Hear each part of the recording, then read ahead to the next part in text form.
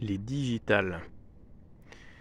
On voit ici que les fourmis adorent se promener dessus.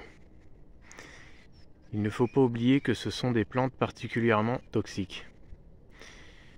Les digitales sont en effet un puissant poison à l'intérieur de cette plante. Alors la floraison est relativement intéressante et durable. Elle dure plusieurs semaines entre les premières fleurs et les dernières fleurs d'une hampe. On peut compter déjà de nombreuses semaines. La plante fleurit plus d'un mois. Alors c'est une plante de culture relativement facile, mais ce n'est pas tout à fait une plante vivace. C'est plutôt une plante bisannuelle ou une plante vivace éphémère, car elle ne dure pas très longtemps. En général, elle grossit pendant quelques années et s'épuise assez vite. Une fois qu'elle a produit beaucoup de fleurs, elle a tendance à dépérir et à se ressemer plus ou moins abondamment, surtout en fonction du sol.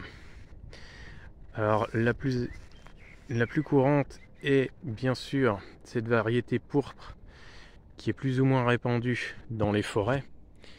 On en trouve beaucoup dans les forêts à l'état naturel.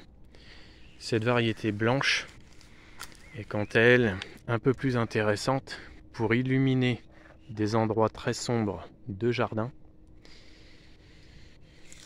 Les hampes sont une véritable lumière dans les endroits un peu sombres des massifs. Les plantes sont très vigoureuses.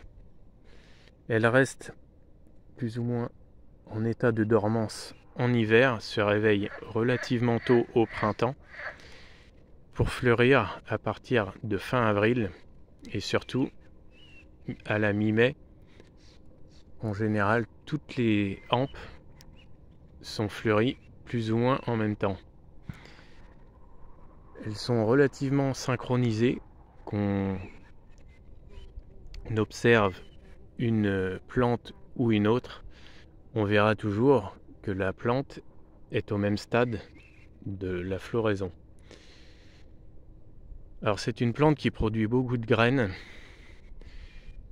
mais comparé à ce qu'on pourrait s'attendre, tout compte fait, on voit rarement des milliers de plantes germer, bien que une seule hampe doit produire des centaines voire des milliers de graines. En hauteur, la plante culmine à environ 1 mètre, 1 mètre 50, voire même jusqu'à 2 mètres quand la plante se plaît vraiment bien. Les variétés pourpres ont tendance à être un peu plus hautes. Elles culminent facilement à 2 mètres de hauteur en fin de floraison. Les blanches, elles, sont un tout petit peu plus petites, environ 1,20 m à 1,50 m en fin de floraison. Les hampes ont une particularité, c'est qu'elles ne sont pas parfaitement droites, elles sont toujours légèrement courbées.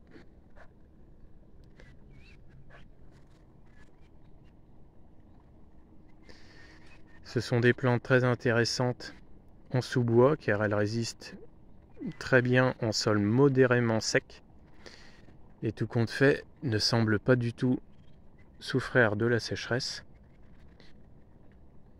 D'une autre part, étant donné que ce sont des plantes qui fleurissent relativement tôt et au printemps, en général, elles ne souffrent jamais d'une forte sécheresse, surtout ici en Normandie.